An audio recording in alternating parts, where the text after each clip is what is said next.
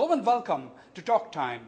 My guest today is Mr. Ranjit Barthakur, an industry leader who is the chairman of the Northeast Advisory Council of Ficci, Federation of Indian Chambers of Commerce and Industry, a man whose interests range from sport to tourism and more. Mr. Ranjit Barthakur, welcome to my show. Hi Vasveer, how are you? Fine, thank you. You see, you are in the midst of what you call the Northeast Connectivity Summit. Connectivity is the word which we have been hearing for many years now, since 1992, when the Lookist policy was conceived by the government of India.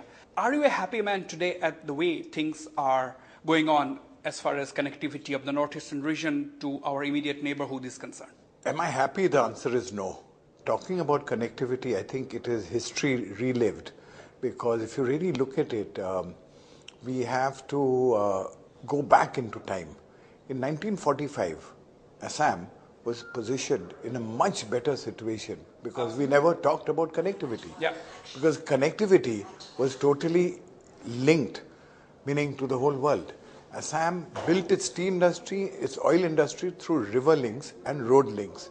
We were linked with Myanmar and we were linked with what is now Bangladesh, but then East Bengal. So partition snapped the communications. In fact, India's independence became Northeast dependence. But how long can we talk about the region's isolation? Now, can we tell a different story that, India begins at its borders and Northeast is one of them, because we have 4,000 plus kilometers of international borders which we share with some of the Asian tigers, if I may use the word. So why can't we convert this location into a win-win situation for Northeast India rather than complaining about our isolation, quote unquote? I don't actually believe that there is isolation. I believe that there is a way by which we need to get justice. Justice has a different way of delivery. What has happened is every bad situation has an opportunity. Firstly, let me just correct some of the thoughts. One is India has a border in the Northeast, and India, if you look at the mainland India, without the Northeast has only 22 kilometers connecting the Northeast. It has over 5,300 kilometers of international borders, which is the fourth region in the world. The largest borders of any state, country to countries, US and Canada, Russia and Ukraine, China and Russia, India and China, and Bangladesh and India is 4,000 kilometers. This is 5,400. We don't even have an office of the Foreign Office. If you do not have a foreign office, how are you going to look at connectivity? There's no people-to-people connectivity. Very good point there, Mr. Barthakur. We don't have a foreign office. But what about an office of a ministry called donor, which is supposed to be looking after the northeastern region? The donor doesn't even have any office whatsoever anywhere in the Northeast. How do you say that? In fact, I do not know if there could have been a parody with donor, but it actually is do not. I do not know about donor.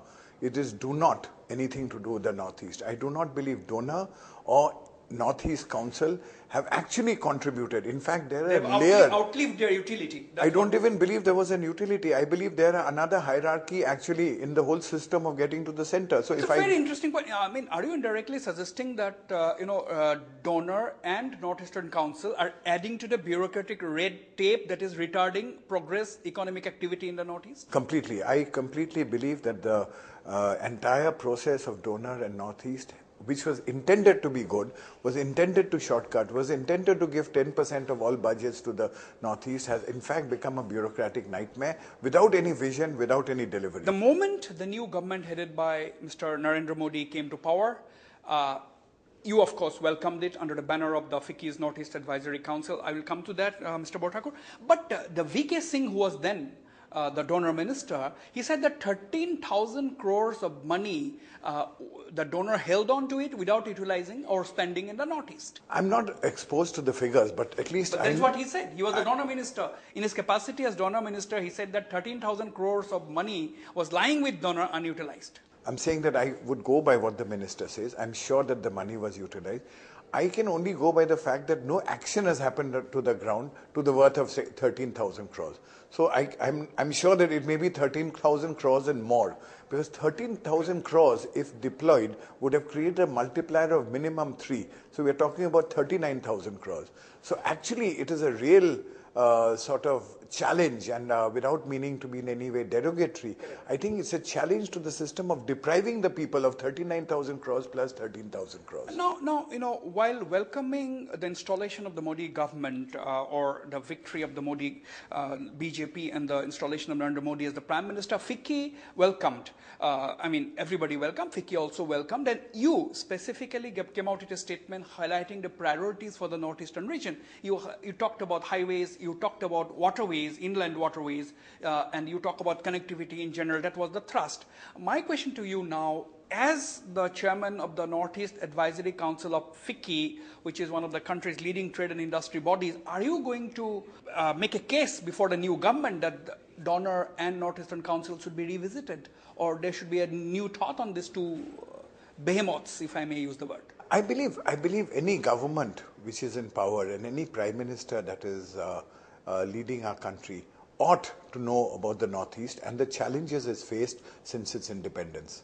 I'm saying for us to actually make an appeal to the government is actually belittling the government. I believe with Narendra Modi's policy of looking after its neighbors, our first neighbor is Bangladesh. I'm saying without Bangladesh, there cannot be a Northeast policy. Without Bangladesh, there cannot be a Look-East policy. Without Myanmar, there cannot be a Look-East policy. Without Bhutan, there cannot be a Look-East policy. So our Look-East policy, unless integrated with all this, and all these countries must understand, our simplest highway was the riverway. And without the riverway, we are actually going by the byway. So I believe that the riverway must be restored. The single point agenda of any government must be to restore the river in two parts. One is we should start from Dhubri to Dibrugarh or to Sadia, a service internally. We cannot keep blaming Bangladesh. The Brahmaputra was declared national waterways number 2 in the early 90s. Absolutely. But till today, there has been no navigation, no survey, no basic infrastructure even has not been put up. Absolutely. In fact, there are two private operators for tourism and they do well. Meaning they run tourist services in the Brahmaputra and they have been running very well. The thing is, equally, another riverway, we have got two national highways for two national waterways. The other one is the Barak River. I cannot understand why the Barak River is not being utilized. The cost of this river is 1/4.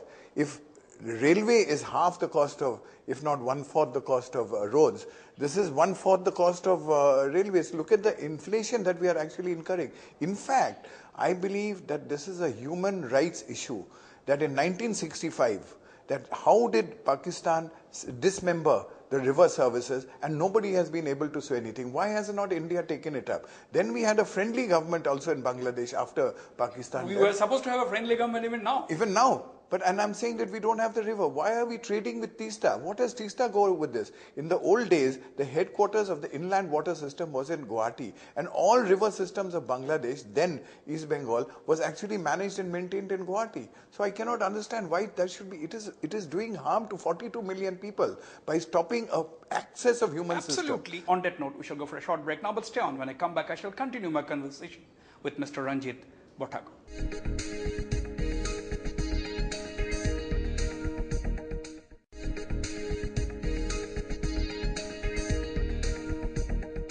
Welcome back. I am in conversation with industrial leader and chairman of the Northeast Advisory Council of Ficci, Mr. Ranjit Barthakur. Mr. Barthakur, the vision document 2020, it says that when we reach 2020, the economy of the country will be, the GSDP will be about 87,500 rupees at 2006-07 prices.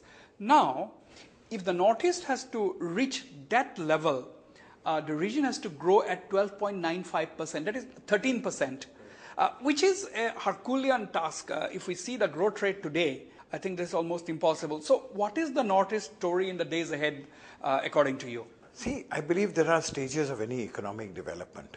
In the case of advantages and disadvantages, I believe India has to grow at the rate of 9% continually for the next 20 years to actually stay ahead of the world. So on the Northeast story, we already know the Northeast story. It cannot even grow at 6%. But the Northeast story actually is a very interesting one because of its low base. The growth rate of 15% and plus is possible. Our base is so low that actually to grow at 15% is much easier. So why should we in fact be worried? But how is that growth to be done? Because we have no manufacturing here. What are we going to export? We have to understand, in 1930s, when the Great Depression was on in the UK, the way they flipped the economy was through roadways and railways. We must understand the only way, if you have roadways and railways, that is the investment that will go in. So I want you to explain things not just to me, but to my viewers, Mr. Barthakur. We have been, as I said in the beginning, we have been hearing about the Lucas policy. Now the new government has upgraded it, if I may use the word. They said act is, now is the time to act. Now my question to you, assume that tomorrow the roads are in place, the railways are in place. Let us have an optimistic view. The work is in progress. Assume that sooner than later it is going to be in place. And you are talking about the rivers, and let's hope that rivers are also in place. Now, how are we going to utilize this infrastructure? Now are we readying the region for this? Are we building an entrepreneurial class? People here do not know the basics of foreign trade. See, I believe that is the basic. Yeah, foreign trade is secondary to me. The infrastructure of 5,00,000 crores is what is proposed by the document that we have released today with the Chief Minister in this conference. How are we going to utilize this How are we going to utilize this? First is how are we going to utilize this is 2.5 million people over 10 years will be employed. 2.5 million people employed in the Northeast is a very big amount. It will be almost in construction sectors and its periphery. So once you do construction, there are people. Once there are people, there's food requirements. Once there are food requirements, there's retail requirement. Once that is requirement, there's transport requirements. Once there's transport requirement, education requirement. Then there's healthcare. The multiplier is much more. Agreed. But it's a temporary phase. At some point of time, the construction is going to be over. No. So how are we going to sustain that? Yeah, what happens is when construction gets over, this medium and small industry actually gives so much fillip, it creates a new class of entrepreneurs. And that new class of entrepreneurs helps to utilize the entire connectivity. When the roads are in place, are we expecting a manufacturer in Gujarat or Maharashtra to come by road and send their goods? Why should they do that? And if we have the roads, what is it that we are going to send out from the Northeast? Because nobody will come from Maharashtra, Gujarat or the mainland traversing the chicken snake and then take the road via Moreh. The total consumption of goods and services in the Northeast imported is over 10 to 15,000 crores.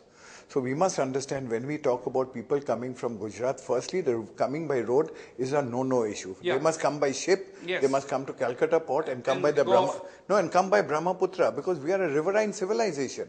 They will come. But why will they do that? Because they already have a river route. They use, there's already... No, they don't use the river route because the river route to Assam is not there. So once you have a river route, and I'm emphasizing they're using the sea route now. No, so I'm saying use the sea route coming to Bangladesh. From Bangladesh, you'll use the river to come to Barak Valley and to Assam. So when you come there, the whole situation will be different because this will spread. True. This will spread the goods and services at half the cost. True. You are aware, I am sure about it. I had just returned from Dhaka, in fact, where I had talked to several important leaders and industry leaders in that country. They're saying that, okay, Bangladesh now, the Chittagong and the Ashugans and the Mongla ports, they're saying that we cannot even handle local domestic Bangladesh traffic. Right. And unless the infrastructure is built at a huge cost, and they're expecting India to pitch in, it's a competition between India and China. Unless those infrastructure are built, how do you utilize the riverine routes? Of course. Who is going to spend the money? Who is going to build those things? That is true.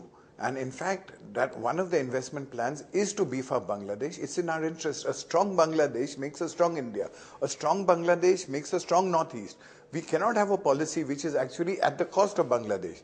Most people are understanding that you invest money in the Northeast. If you don't invest in Bangladesh, we will not be able to take up the Northeast. That's a double strategy that the India has to use, because India got its independence at the cost of East Bengal and Myanmar. So that is the duty that they owe the Northeast anyway. So there is no question about that. But how do you change people's perception? Now, in the Northeast, the issue of illegal migration comes to overshadow any step you take to improve relations with Bangladesh. The issue of illegal migration, perception. Even the man on the street opinion in Bangladesh is also pretty much anti-India. Now, I hope things change because India also have to be extremely proactive. But who is responsible or who should change this perception? Do you think the perception is the biggest challenge in India-Bangladesh relations? I think, Vasbir, to understand when Dr. Manmohan Singh and Wall went, they had the chance of their lifetime to actually correct this perception. Of course, the perception is actions also.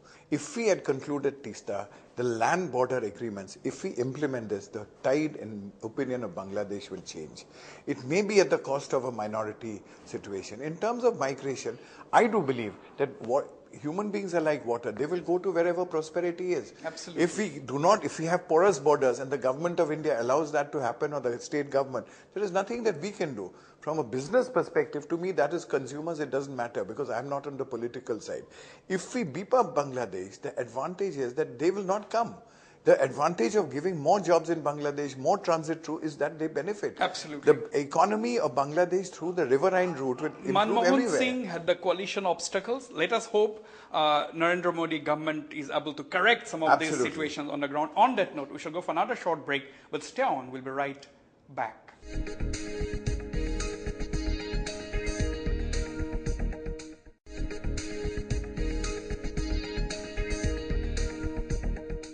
Welcome back. I'm still in conversation with Mr. Ranjit Barthakur. Mr. Barthakur, what is your prescription now? We have talked about the potential of connectivity. We have talked about dealing with perceptions. You have said that you have made this critical point that Bangladesh, of course, holds the key as far as the northeastern region is concerned. But don't you think security is an issue that has to be a comprehensive part of the Lucist policy, and now so far been not taken into consideration except dealing separately? It's not dealt with comprehensively. You know, security to me is a byproduct of something that is lacking. To me, security requirements are there. There are 2.5 million paramilitary, military, police forces, armed forces in the Northeast. That's a big amount of people to have security, point one. Point two, why do you need security? You need security when developmental alternatives are not there, when developmental alternatives are hampered. I believe the prescription for the Northeast is, first is connectivity, second is energy, third is education, and fourth is healthcare. But we have, as I said, we have 60,000 megawatt of hydel potential. We cannot even build that 2,000 megawatt Lower Subansiri project because people are opposed to it. My problem is why the government has not been able to assure and convince those who have apprehensions. Why do you think so? And why are we not making feasible small dams about which people are not apprehensive? Actually, Wasbir, if I may turn the question around, I believe the question is that what should be our energy policy? I believe our energy policy in the Northeast should be based on hydro, one. Yeah. Two, I do believe that it is possible to have run-of-the-river projects. Sikkim has already proved it. Thirdly, this proof has already been done in projects that India has supported in Bhutan, meaning Chuka 1, 2 and 3 are all linked to that. In fact, I believe that Prime Minister Narendra Modi's visit to Bhutan was a very strategic one, because if we can secure 17,000 kilowatts of power there, the Northeast problem in the short run is over before we handle the issue of 60,000 kilowatts. I do not believe that we should actually manage the situation of talking about 2,000 kilowatts challenge. We should talk about how do we deliver the other 58,000. That's true. I mean, due to shortage of, I would have loved to carry on this hydel issue with you, Mr. Barthakur, but due to shortage of time. You see, I mean, unless there is manufacturing, don't you think that in today's scenario, manufacturing holds the key? And as far as the Northeast is concerned, how long can we wait for big business houses to come and open shop? Don't you think that small and medium enterprises holds the key? I do not actually subscribe to that view. In fact, I believe this is a model that was promoted after the Second World War by America and all the developed countries, to say the lower the agriculture quotient, the higher the manufacture quotient, the better it is. I believe the world has changed. The biggest advantage the Northeast has is the service sector. Our people are attuned to service. Our people could be the repository of actually education and services. So we do not need to actually have manufacturing. But service sector has also not picked up. We have no BPO activities here. That is correct. So one of the focus is that actually we should actually focus on the service sector with better IT connectivity through Cox's Bazar. It goes back to Bangladesh. If Cox's Bazar gives us the right connectivity, the BPO sector, all of Delhi, Bangalore, the people and the children broadband that connectivity from Cox's Bazar. So that will all come here. So that is the IT sector. Second point, sir, I just want to finish that question. Second point, I think in terms of manufacturing, we have the first made in India products that ever went out of the country were actually in Assam. We had the first tea industry here. The tea industry was made in India, made in Assam. Second, we had the first oil refinery in India. No, true. That is history. I mean, we cannot just hold on to history and sort of, hope that that is again going to cash in on that. But now the things have changed. Now, my question to you, Mr. Barthakur, is this: where is the problem? Is it the political leadership? I mean, I'm not bothered about which party is in power. Is it political leadership or lack of political will that's a problem in the northeastern region? I think it's a lack of imagination and a disruption in the current thinking. The current thinking is an extrapolation of what they do in America or Delhi or Gujarat or Maharashtra. The Northeast needs a different formula because capital formation in terms of private sector other than the farm sector is very low. And therefore, I want to come back to this point. Our manufacturing base was in fact number 2 in the country in 1947. History is important. Why have we lost it? Because of connectivity. It comes back. You can never be a successful connectivity region. Yeah, true. It is near almost now going to be 70 years since we lost that connectivity. Correct. You don't require 7 decades to reverse a particular situation. As you know, I mean, like in my interview with Mr. Ratan Tata, he said that Indian trade and business have also neglected the northeastern region. Do you agree? I mean, because they don't come beyond Calcutta. I completely agree. I don't think they've neglected it. They have actually made it's profit. It's not in your consciousness. No, they have made profit out of it by sending and not manufacturing. So they're sending goods because we have 42 million people. Look at Guwahati, the roads, the shops, all their goods and services from retail to vehicles. Everything is Indian products. So in fact, they have actually Can this trend be reversed? I think this, or is it practical to expect the industry to come here and manufacture? Unfortunately, I'm very focused in what I'm recommending and very humbly submitting for the Northeast, that you have to get 3 stages right. You have to get your connectivity. Concurrently, you need energy. Thirdly, you have to build a very good education system, which we already have it. And fourthly, you need a good healthcare system. This will feed off each other. So, connectivity, healthcare, correct. Education, correct. And what is the 4th you said? Connectivity, education, healthcare. Energy, connectivity, education and healthcare. Correct. That can change the Northeast story for all times to come. Provided we have a plan, irrespective of political parties, with deadlines starting from now. Starting from now, deadline that can alter the Northeast story. On that positive note, Mr. Ranjit Barthakur, Thank you. Thank you very much for being on my show.